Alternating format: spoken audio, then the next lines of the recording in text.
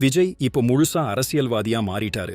அதுவும் திமுக தான் அவரோட மெயின் டார்கெட்னு சொன்னா நம்புவீங்களா?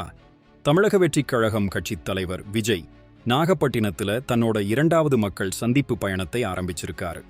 இந்த பயணத்துல அவர் திமுக அரசை பத்தி பேசினது முன்னெப்போதையும் விட ரொம்பவே கூர்மையா இருக்குன்னு மூத்த பத்திரிகையாளர் பிரியன் சொல்றாரு. திருச்சி, அரியலூர் பயணத்துல வாக்குறுதிகளை பத்தி பேசினவர் இப்போ நாகையில மீனவர்கள், இலங்கை கடற்படை தாக்குதல்னு உள்ளூர் பிரச்சனைகள்ல கவனம் செலுத்தியிருக்கிறார். இது அவர் பேசுற விதத்துல ஒரு பெரிய மாற்றத்தை காட்டுது. ஆனா நாகப்பட்டினத்தில் இருக்கிற மீன்வள பல்கலைக்கழகம் மாதிரியான சில முக்கியமான திட்டங்களை பத்தி அவர் பேசல.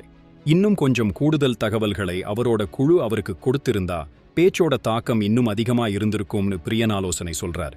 விஜய், நானும் திமுக அரசு போல கபட நாடகம் ஆடுபவன் இல்ல, பாஜக போல பிரித்தாளும் அரசியல் செய்பவன் இல்லைன்னு நேரடியா விமர்சிச்சிருக்கார். அது மட்டும் இல்லாம, நீங்கள் வெளிநாட்டு முதலீடு பத்தி பேசுறீங்க, அது வெளிநாட்டு முதலீடா அல்லது வெளிநாடுகள்ல உங்க குடும்பத்தோட முதலீடான்னு கேட்டு திமுகவுக்கு அதிர்ச்சி வைத்தியம் கொடுத்திருக்காரு. அதிமுகவை அவர் கண்டுக்கவே இல்லை. ஏன்னா திமுகவுக்கு எதிரான மொத்த ஓட்டையும் அறுவடை பண்றதுதான் அவரோட வியூகம்னு அரசியல் பார்வையாளர்கள் சொல்றாங்க. இந்த பேச்சுக்களை பார்க்கும்போது விஜய் ஒரு நடிகரா இல்லாம முழு அரசியல் தலைவரா மாறிட்டாருன்னு தெளிவாக தெரியுது.